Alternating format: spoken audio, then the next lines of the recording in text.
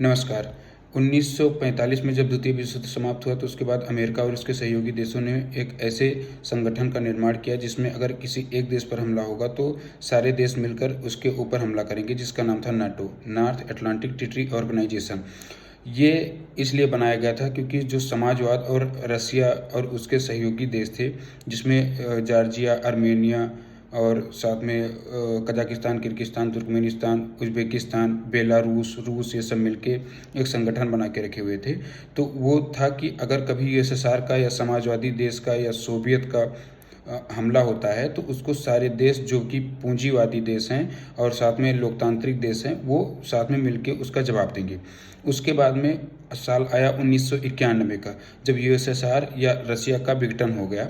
उसमें 15 देश टूट के अलग हो गए। सारे देश Kazakhstan, Kyrgyzstan, Turkmenistan, Uzbekistan, Armenia, Azerbaijan और साथ में बेलारूस, रसिया, ये सारे देश टूट टूट के अपने अलग अलग अस्तित्व में आए। उसमें एक देश यूक्रेन भी आया, जिससे अभी भी लड़ाई भी चल रही है। तो उसके बाद में रसिया जब इतना कमज़ोर होता गया तो फिर उसने अपने आप को सुरक्षित रखने के लिए, और जो भी देश टूट के रसिया से अलग हुए हैं उसमें जाहिर सी बात थी कि ज़्यादातर देश हो सकता है बाद में चल के रसिया के लिए दिक्कत खड़े कर दें।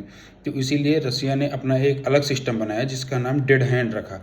डेड हैंड का मतलब ये था कि अगर कोई भी देश जो रसिया के ऊपर हमला करेगा, चाहे वो नाटो हो या जो भी देश इससे टूट के अलग हुए हैं, अगर वो रसिया के कमांड सेंटर या रसियन जो भी आर्मी है या रसिया के जो ऊपर के टॉप लीडर्स हैं उनकी अगर एक साथ हत्या हो जाती है, किसी मीटिंग में अगर कोई हमला होता है और हत्या हो जाती है जिसमें 15-20 ऊपर के जितने भी टॉप कमांडर हैं अगर वो मारे जाते हैं, तो रसिया से एक ऐसा सिस्टम था कि उससे पूरे विश्व में न्यूक्लियर मिसाइल निकलेंगी और पूरे विश्व के हर कोने में जाके गिरेंगी, जिससे पूरा विश्व तबाह हो जाएगा।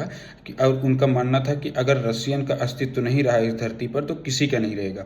इसी का नाम दिया गया डेड हैंड।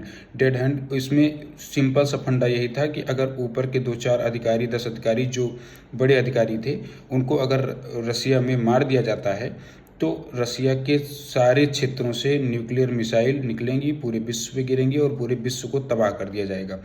ये एक साइकोलॉजिकल वारफेयर होती है, जिसको ये माना जाता है कि ऐसा करने से हो सकता है सामने वाले देश के ऊपर डर बना रहे और वो साथ में एक साथ ऐसा हमला ना करे जिससे कि पूरा विश्व ही तबाह हो जाए अगर रसिया के सारे आला कमान अधिकारी मार दिए जाएँ तो।